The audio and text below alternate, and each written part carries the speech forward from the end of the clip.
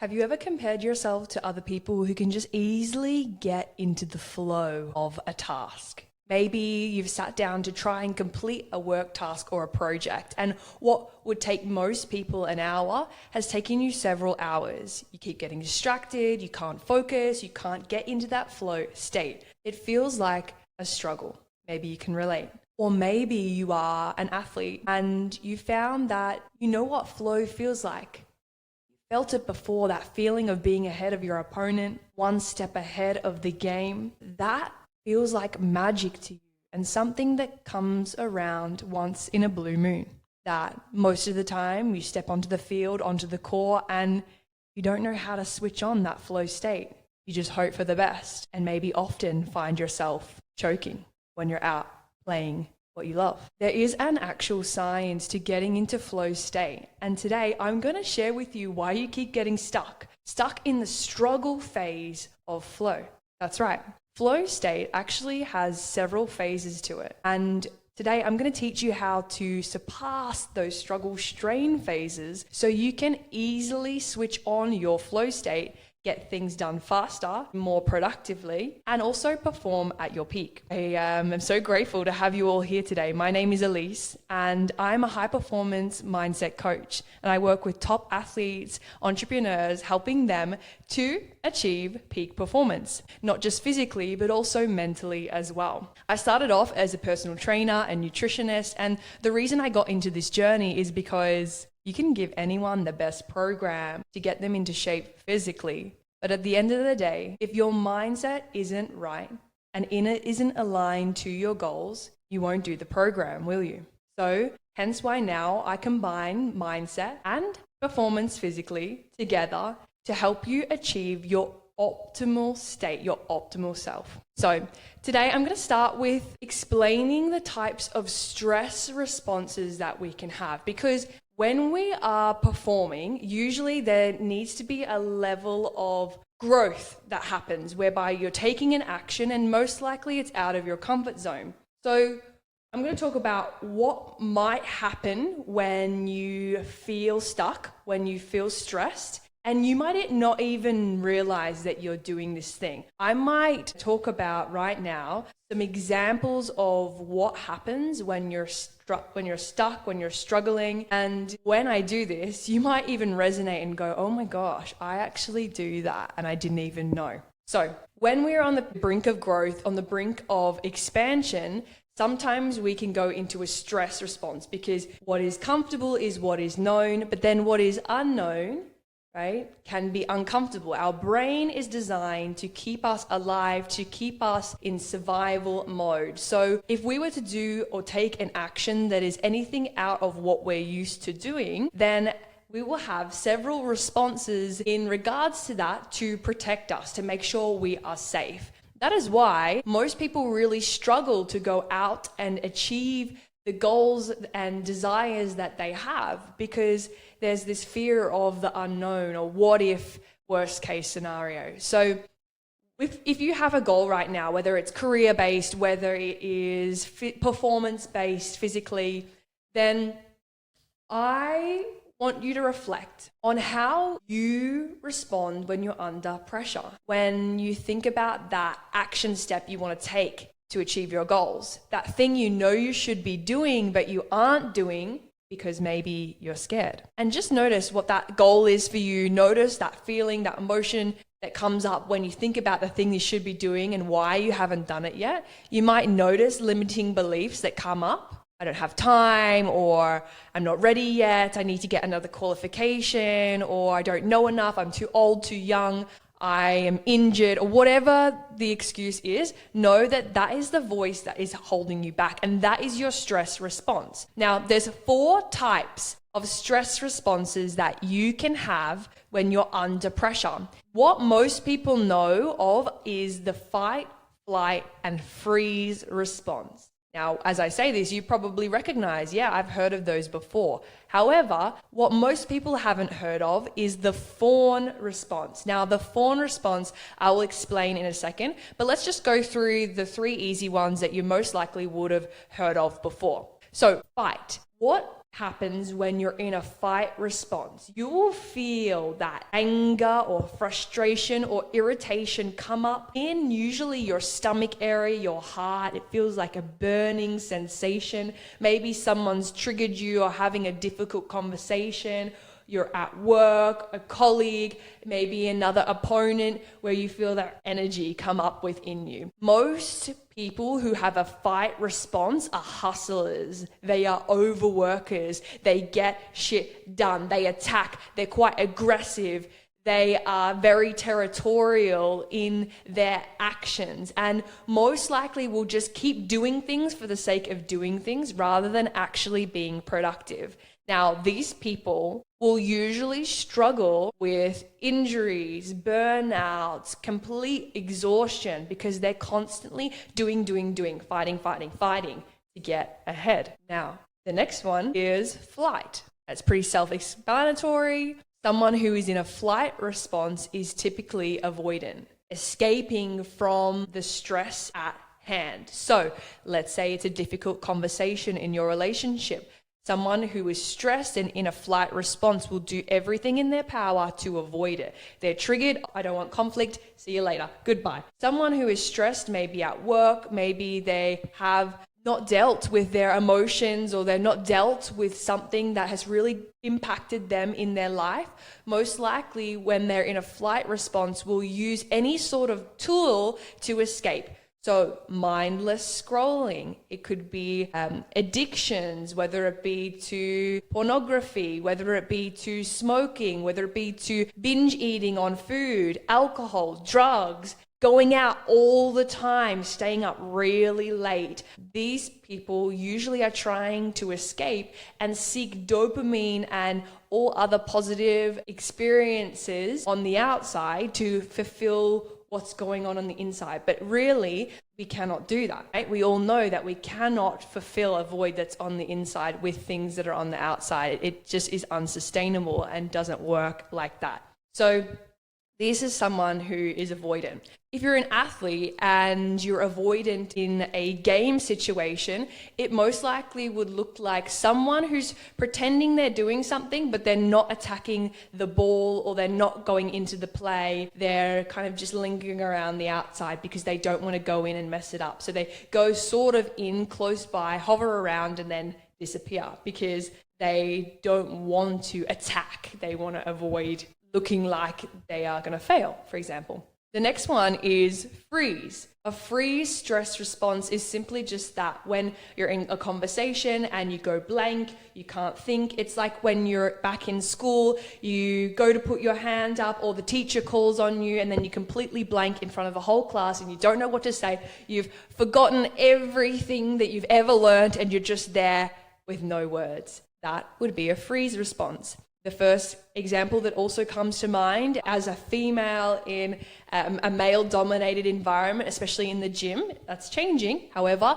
I've had several examples where men or someone has said something to me that maybe was a little bit inappropriate and I have frozen in my words and I haven't been able to stand up for myself. I've kind of just gone and frozen, literally have no words to reply back with. So you might have experienced that in your life at some point in time as well. Freezing in business could be procrastination, completely just sitting on something and I'm going to do it, but never actually doing it. That is what a freeze response would look like. Now, fawn is really interesting because I, in the past, resonated with this a lot. I'm aware of it now, so I know when I do it and I know how to get out of it if I do become aware that I'm doing it. Fawn is a people-pleasing response. So when you are stressed, someone who is fawning would be seeking external validation to make them feel safe. So asking authority figures or people they look up to, do I look okay? Is this right? What did you think of that play? Are you sure it was good? Even if in your heart, you know your truth, you played well, you kicked a goal, or you created something amazing, a cool project, and you're proud of, you wait for the approval of the people around you that you care about, or you care about their opinion, to make sure that it's right. And even if you know it's right, you'll do this thing where it's like, oh, I don't know if I look okay. Like, I feel like I'm not like, not looking that great today. Or maybe you just really milk it, and you might not be doing this purposefully, but it's a stress response, right? So if you're feeling insecure in your body, you'll keep fishing for compliments until you finally feel safe and go, okay, I feel fine. So you might know of someone or know that you do this yourself too. So those are the 4 examples of how you can respond when you're under a lot of pressure and stress. Now, you might be wondering, okay, how does this relate to flow state? Yeah, Elise, I get it. When I'm in struggle, I fight, flight, freeze, or fawn. Now, the key to getting into flow state is understanding that the struggle is actually a part of the growth. That the struggle phase is just before flow state. The key to moving past that struggle is to be able to regulate your nervous system, which, funnily enough, I am an expert in teaching how to do. This is like probably my 40th episode here on Generation Elevation, and I have a ton of episodes teaching you how to do that, going into depth and detail for each modality. So I'm going to briefly mention them here today, so we keep this a short and sweet episode for you. But essentially, we have the stress struggle phase of flow, when maybe you have to do a task that's out of your comfort zone that you've never done before, and maybe you've felt like, I should give up, I should quit. Most people that have a fixed mindset will quit at this phase. However, if you regulate your nervous system, if you breathe, right, and surrender, which is phase 2 of flow, you're able to open up your capacity to create new neural pathways in your brain, new synaptic connections, which is essentially new thought processes, teaching your brain how to do this new thing. And this will create strength and autonomy in what you do, allowing then for phase 3, which is flow. So for example, I'm going to give you a real life example of how this works. For me, when I have tried to learn something new, for example, I, growing up, was never really great at learning accounting things and tracking numbers. I'm more of a creative person than logical, and you'll be able to tell that from my podcast, right? I like to have a balance now as I get older. However, when I first started tracking numbers and doing all of these statistical things, I would get to when it gets to a hard point and want to give up. Oh, I'll do it later, whatever. Like, I would just do a little bit for now. Or I would avoid doing that task, okay? Until then it would bite me in the ass and I'd be like, shit, I wish I kind of did that sooner. I wish I learned more about this sooner. So throughout the last few years, what I have done is when it has got hard, because I now know how to regulate my nervous system and surrender, I then am able to get into a deep flow with things like accounting and tracking and numbers and etc. And I can be at this for hours and actually enjoy it. So if you're wondering, okay, Elise, I need to do that hard thing. Maybe it's perform on stage, whether it's perform on a field, a court, in the office, you've got to do a board meeting, whatever your stressful situation is or challenging situation, okay?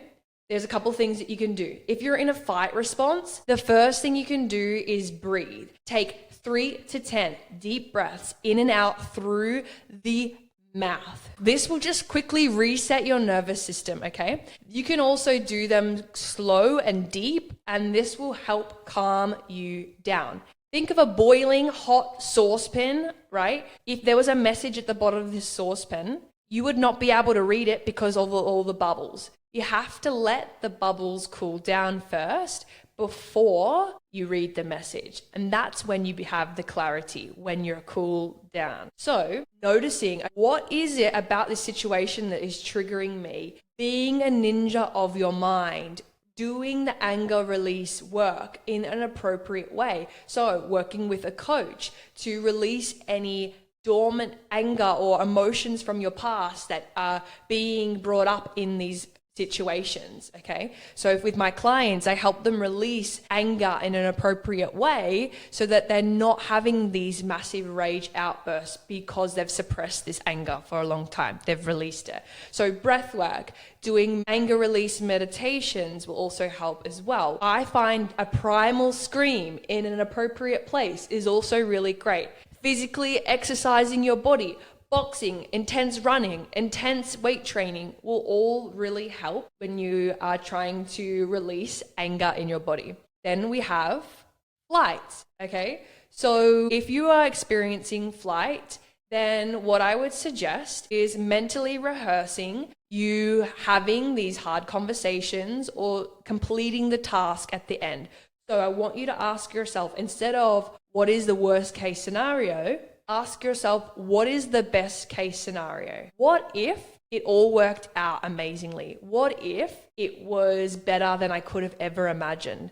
This will switch your focus to actually the situation being something pleasing rather than something scary that you should avoid. If you are in a freeze response, same thing as anger, I want you to just take a deep breath. And if you find that you keep saying, I don't know, I don't know, I don't know, that is usually a cop-out. Take a breath, and internally you can ask yourself, if I was to know the answer, what would it be? If I was to take an action here, what would it be? If I knew I couldn't fail, what would I do? What would I say? Really asking helpful questions, not what's wrong with me? Why didn't I do that properly?